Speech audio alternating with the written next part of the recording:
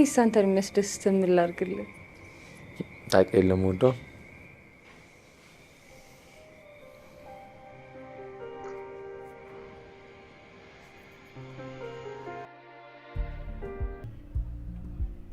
በጣም ነው የምወድሽ። እሺ ከወደድከኝ ለምንድን ነው እኔ የምወደውን ነገር ማታረግልኝ?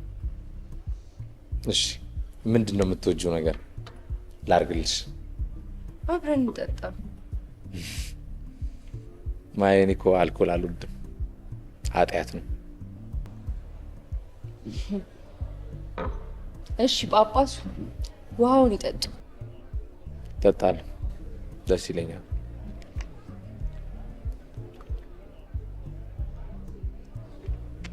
ሰክረሻል ማዬ። የምርህን ነው? እኔ ሰክሬ? የእንም ደውለው ሹምዬ ጋር አንቺ ሰክረሻል፣ እንደዚህ ሆነሽ አትነጂም፣ ስለዚህ እሱ መጥቶ ይወስደናል። አሃ ለካ እንዳትም አትችልም። ቆይ ግን ለምን አትለማመድም?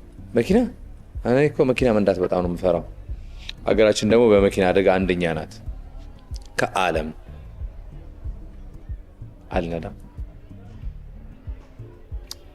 መኪና መንዳት አትችልም፣ ዋና መዋኘት አትችልም፣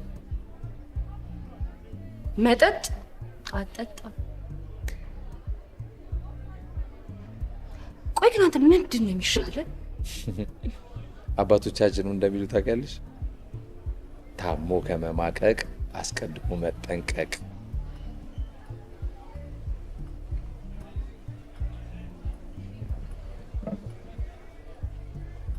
ሹምዬ ይምጣ። አትነጭም፣ ግድ የለሽም። እንዳትደውልለት፣ ራሴን የምነዳው። ተነስ።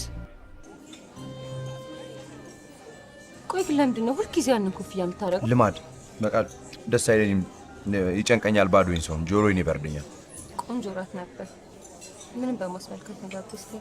በቃ ላንቺ ጊዜ እንዳለኝና እንዴት እንደማፈቅርሽ ልነግርሽ ብዬ ነው ራት እንደምላልኩሽ። እንዴት እንደምታፈቅረኝ የምነግረኝ ራት በመጋበዝ ብቻ ነው? እንደዛ ማለት እኮ አይደለም። ሰዎች እንደዚህ ብቻቸውን ሆነው ራት እየበሉ እንደዚህ አይን ላይ ግልጽ ሆነው ማውራት ይችላሉ ብዬ ነው። አንዳንዴ ግን በጣም እንደምታስገርመኝ ታውቃለህ? እንዴት? አውቃለሁ ስል ምንም የማላውቅ ሰው ሆነ አገኛለሁ። አላውቅህም ብዬ ሳስብ ደግሞ ሁሉ ነገር ግልጽልጽ ብሎ ይታየኛል።